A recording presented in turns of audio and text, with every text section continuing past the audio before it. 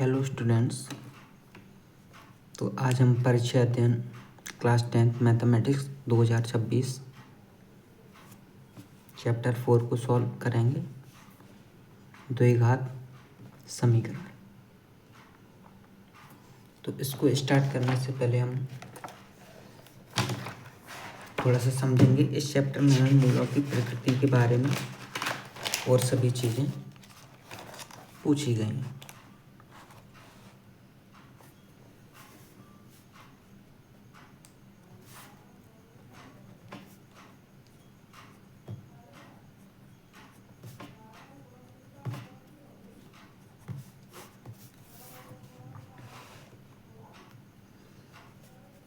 अगर हमें कोई द्विघात समीकरण दिया गया है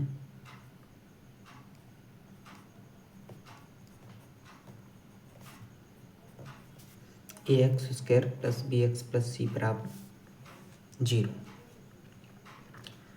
तो विभक्त कर निकालने का हमारा एक सूत्र होता है। विभक्त कर का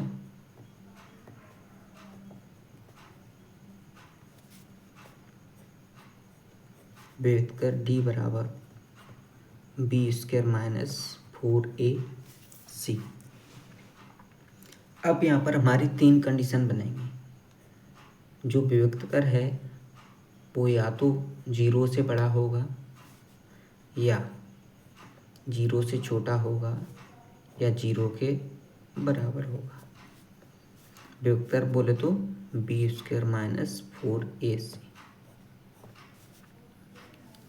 तो यहाँ पर जब हमारा d है वो बड़ा होगा 0 से, तो दो भिन्न वास्तविक मूल होंगे। वास्तविक मूल होंगे, दो भिन्न वास्तविक मूल होंगे। जब d का मान छोटा है तब कोई वास्तविक मूल नहीं होगा।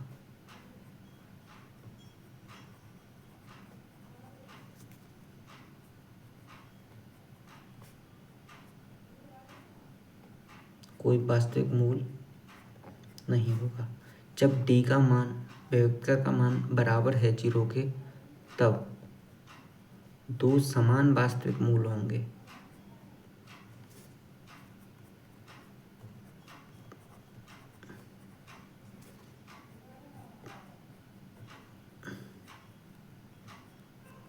तो ये 3 कंडीशन हमारी यहाँ पर बनेंगी। तो सबसे पहले हम देखेंगे यहाँ पर क्या दिया गया हमें। द्विघात समीकरण का मानक रूप लिखिए। तो द्विघात समीकरण का हमें मानक रूप पता है ax² + bx + c। अब कौन से वाले ऑप्शन में है ax² + bx + c = 0, लेकिन इसमें 0 नहीं है बराबर में, तो ये हमारा क्या होगा, बहुपद होगा। ये समीकरण नहीं होगा। अब इस पर आते ax² + bx + c = 0, तो हमारा ऑप्शन सी इसका करेक्ट हो जाएगा। नेक्स्ट है हमारा द्विघात समीकरण ax² + bx + c = 0 के कोई मूल वास्तविक नहीं होते यदि। तो अभी यहाँ पर देखा था, अगर d का मान छोटा है 0 से तो कोई वास्तविक मूल नहीं होता है। तो d का मान छोटा, d बोले तो b² - 4ac। ये दिख रहा है आपको, ये b² - 4ac छोटा दिया है 0 से भी, तो हमारा डी ऑप्शन इसमें करेक्ट हो जाएगा। नेक्स्ट है द्विघात समीकरण ax² + bx + c = 0 के मूल वास्तविक और बराबर होंगे। वास्तविक और बराबर कब होते हैं, दो समान वास्तविक मूल, तो d का मान बराबर हो 0 के। तो यहाँ पर b² - 4ac = 0, तुम्हारा ऑप्शन भी करेक्ट ऑप्शन हो जाएगा। नेक्स्ट है हमारा निम्न में कौन एक वर्ग समीकरण नहीं है। तो इसको मैं सॉल्व करके देखना पड़ेगा।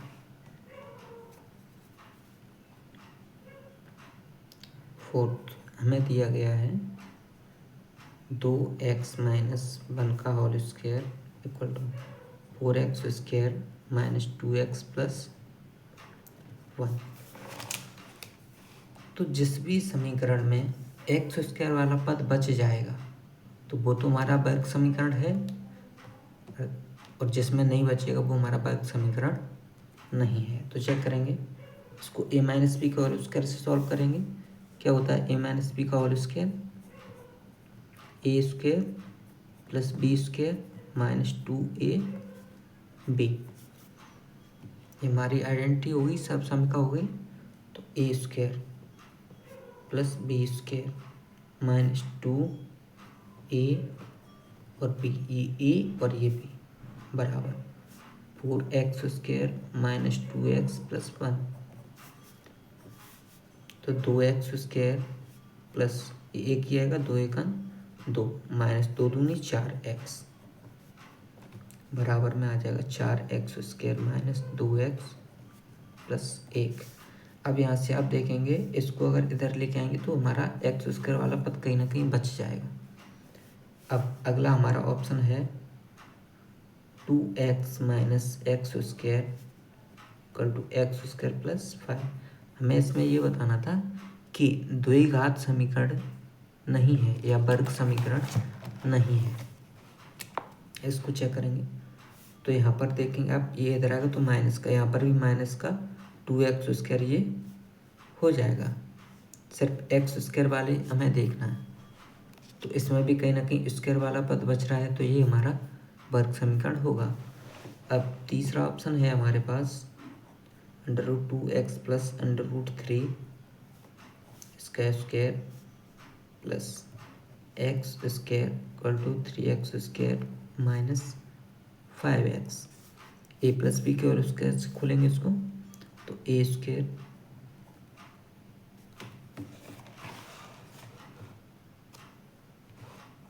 ए square plus B square plus 2a और b प्लस एक्स स्क्वायर बराबर में आ जाएगा 3x स्क्वायर माइनस 5x। यहाँ √2 का स्क्वायर करेंगे तो यहाँ पर 2x स्क्वायर आ जाएगा प्लस √3 का स्क्वायर करेंगे 3 आ जाएगा प्लस 3 2 या 6।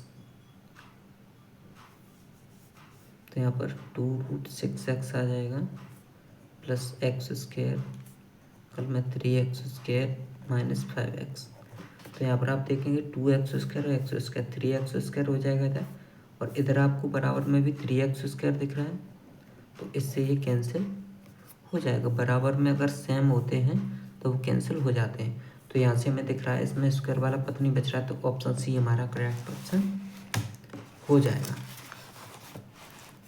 मतलब निम्न में कौन एक वर्ग समीकरण नहीं है, तो सी वाला ऑप्शन सही हो जाएगा। ये वाला हमारा सी ऑप्शन वर्ग समीकरण नहीं है, क्योंकि इसमें स्क्वायर वाला पद खत्म हो रहा है, बच नहीं रहा है। नेक्स्ट है हमारा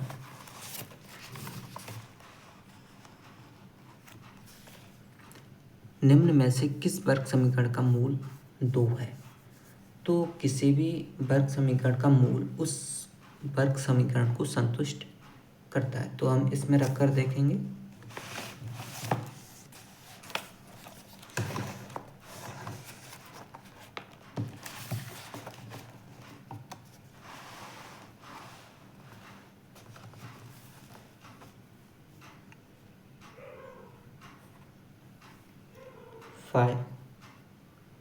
तो पहला ए पॉइंट है हमारा x square minus 4x plus 5 बराबर 0।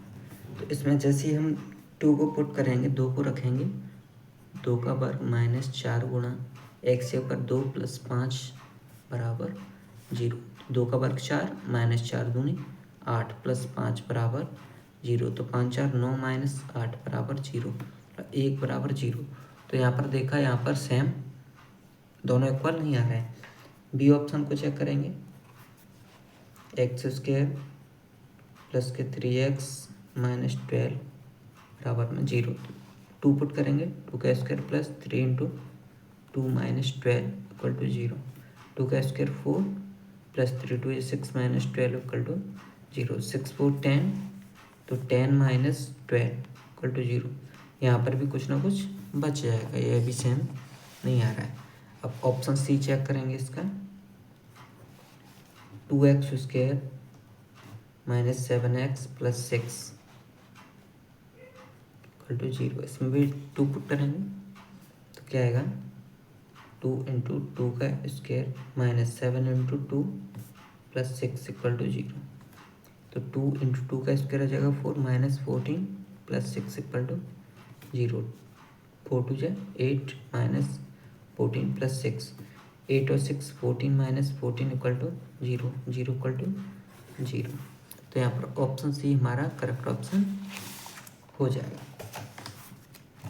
तो यहाँ पर क्या कह रहा था, यहाँ पर कह रहा था हमसे निम्न में से किस वर्ग समीकरण का मूल 2 है। तो सी वाला ऑप्शन करेक्ट है। इस वाले वर्ग समीकरण का मूल 2 है, क्योंकि इसका इसमें वैल्यू पुट करने पर हमारा ये इसको संतुष्ट कर रहा है।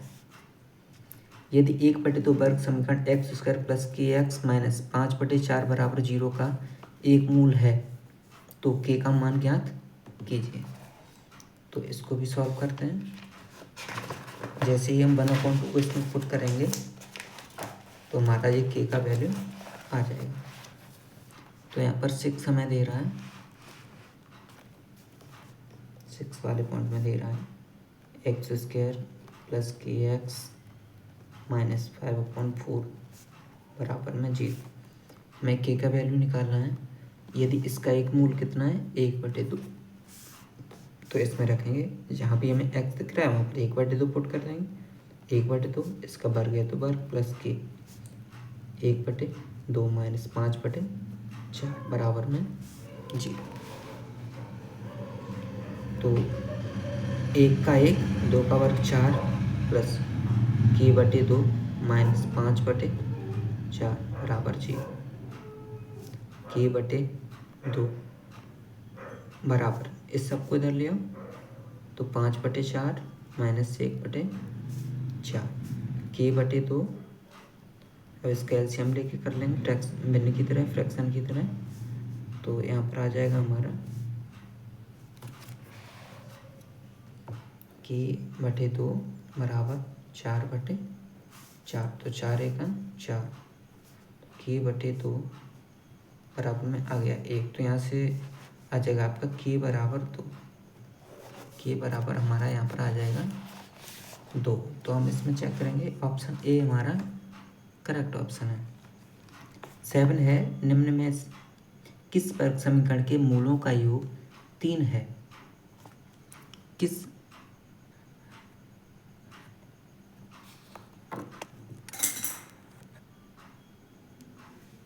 क्या कह रहा है, निम्न में किस वर्ग समीकरण के मूलों का योग 3 है।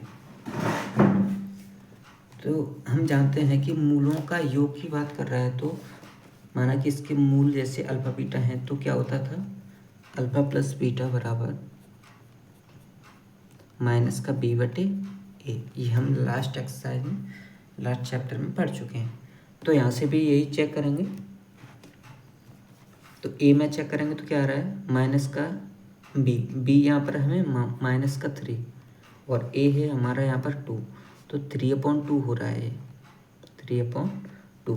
अब बी वाले को चेक करेंगे तो बी वाले में हमारा आ रहा है माइनस का, बी का मान है 3/ए का मान माइनस का 1। तो माइनस से माइनस कट जाएगा, कितना आ गया यहाँ पर 3। तो वही तो कह रहा था मूलों का योग 3 है, तो अपना बी ऑप्शन यहाँ पर करेक्ट ऑप्शन हो जाएगा। नेक्स्ट है हमारा, नेक्स्ट है यदि द्विघात समीकरण ax square plus bx plus C के शून्य अल्फा व बीटा हों तो अल्फा प्लस बीटा का मान होगा। यहाँ पर सीधा आपको सूत्र पूछ दिया गया है कि मूलों का योग क्या होगा, तो माइनस का b/a, जैसा कि इसमें अभी पढ़ा था, माइनस का b/a इसमें अभी यूज हुआ है।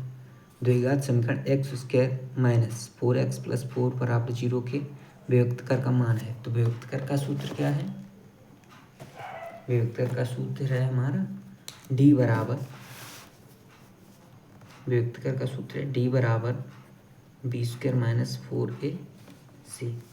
तो d बराबर यहाँ पर b का मान है हमारा माइनस का 4 स्क्वायर माइनस 4, a का मान है 1 और c का मान है यहाँ पर 4।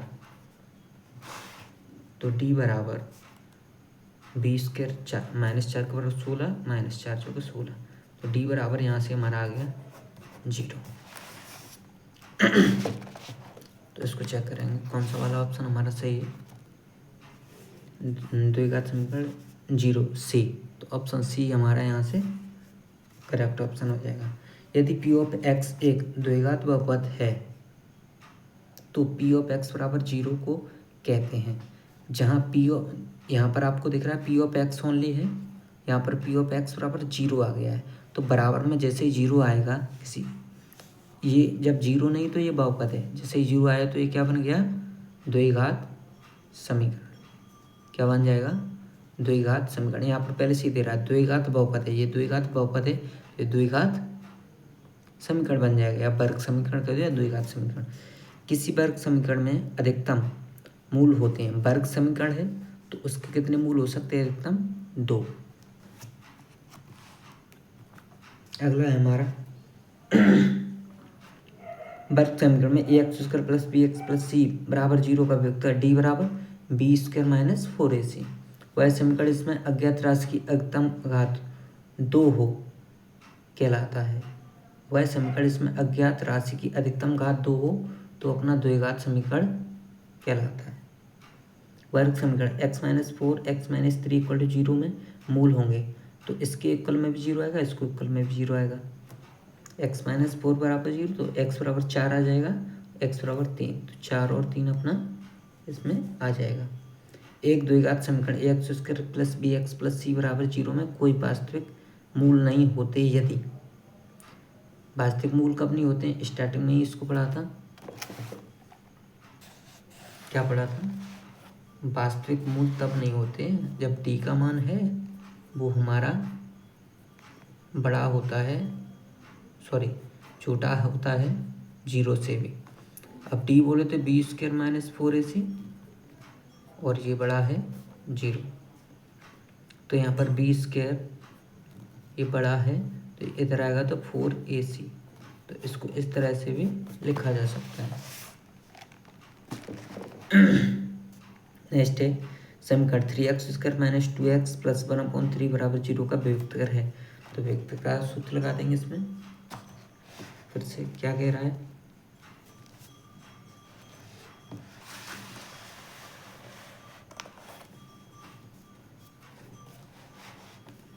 हमें ये दिया गया है 3x² माइनस के 2x प्लस के 1/3 बराबर में 0।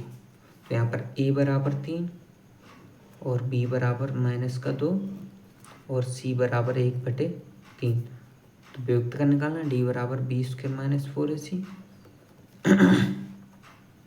तो d बराबर आ जाएगा b² माइनस 2 का वर्ग माइनस 4, a का मान 3 और c का मान 1/3। तो यहाँ से d बराबर हमारा आ जाएगा -2 का वर्ग 4 -3 से 3 कैंसिल 4 में से 4 गया 0। तो डी का मान हमारा कितना आ जाएगा यहाँ से 0। अब नेक्स्ट है हमारा द्विघात समीकरण ax² plus bx plus c बराबर 0 को हल करने हेतु द्विघाती सूत्र है। द्विघाती सूत्र, तो द्विघाती सूत्र क्या होता है, माइनस का भी plus minus √b² minus 4ac बटे में 2a। इसको हम दराचार का सूत्र भी कहते हैं।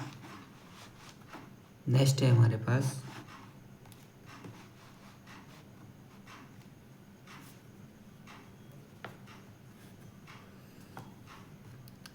जोड़ी मिलाइए। वियुक्त का ऋणात्मक, जब वियुक्त का ऋणात्मक होता है तो कौन सा वाला ऑप्शन सही है, मूल कैसे होंगे, अधिकल्पित, उसके वास्तविक मूल नहीं होते। वियुक्त का जब शून्य होता है तो मूल कैसे होते हैं, समान और वास्तविक। वियुक्त का धनात्मक पूर्ण वर्ग, वियुक्त का कैसा हो, धनात्मक पूर्ण वर्ग, तो धनात्मक पूर्ण वर्ग होगा तब मूल वास्तविक, मूल अपरिमेय, मूल अधिकल्पित, मूल समान वास्तविक, ये दोनों हो चुके। कौन सा, हाँ ये मूल परमेय असमान। जब धनात्मक होगा वियुक्त कर धनात्मक पूर्ण वर्ग होगा, धनात्मक होगा और कैसा होगा, पूर्ण वर्ग संख्या होगा तब हमारा मूल कैसे हो जाएंगे, मूल परमेय असमान होंगे। वियुक्त कर जब धनात्मक है तो दो भिन्न वास्तविक मूल होंगे, मूल वास्तविक। अब इसमें दो भिन्न नहीं दे रहा है तो ओनली वास्तविक लगा देंगे। वियुक्त का धनात्मक अपूर्ण वर्ग है तो मूल कैसे होंगे, परमेय। मूल कैसे हो जाएंगे हमारे, परमेय। इन्हें ध्यान रखना पड़ेगा। ये दो चीज़ें यहाँ पर हमें नई सी दिख रही हैं। धनात्मक पूर्ण वर्ग है तो मूल परमेय असमान होंगे, धनात्मक अपूर्ण वर्ग है तो मूल कैसे होंगे, अपरिमेय। नेक्स्ट है हमारा सत्य सत्य। वर्ग समीकरण के अनेक हल हो सकते हैं, नहीं। वर्ग समीकरण के अनेक हल नहीं हो सकते, सिर्फ दो हल हो सकते हैं, इसलिए ये हो जाएगा हमारा असत्य। वर्ग समीकरण में चर की अधिकतम घात कुछ भी हो सकती है, नहीं हो सकती है। अधिकतम घात दो ही हो सकती है वर्ग समीकरण में। x माइनस एक बराबर 0 में x का मान 0 एवं 1 है। x का मान जैसे ही हम यहाँ पर 0 रखेंगे तो 0 और यहाँ पर माइनस, तो जैसे 0 में गुणा होगा तो 0 के बराबर आ जाएगा। और 0 एवं 1 जैसे 1 रखेंगे, 1 में से गया तो 0, 0 का 1 में गुणा होगा तो भी 0 आएगा। तो बिल्कुल सत्य है हमारा तीसरा वाला सत्य है। जैसे आप रख करके यहाँ देखेंगे x की जगह पर अगर 0 रखेंगे तो भी ये 0 आ रहा है, बराबर आ रहा है। और जैसे ही 1 रखेंगे तो भी ये दोनों बराबर आ जाएंगे।